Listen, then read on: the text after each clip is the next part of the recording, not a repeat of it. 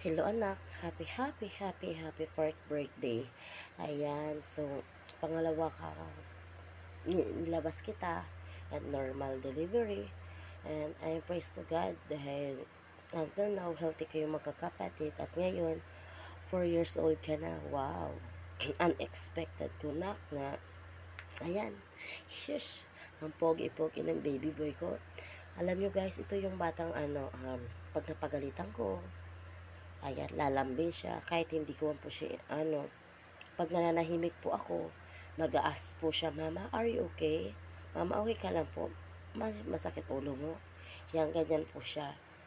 And also, kahit po nag-away-away kisa, syempre po, din po nun po yung bata, is pero still po andyan po yung love niya sa mga kapatid niya. So anak, happy birthday. Hopefully pagtanda mo, paglaki mo, makikita mo tong video na to ay para sa'yo. I'm proud of you anak, even though ayaw mong pumasok sa school. Ipagpatuloy mo anak na kailangan mo talaga anak mag-aral. Yan, pagdating ng panahon, magiging ama't ina ka sa mga kapatid mo.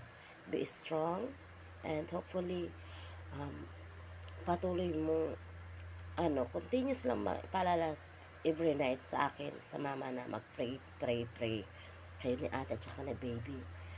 Ayan, isa ka sa rin lakas ni mama.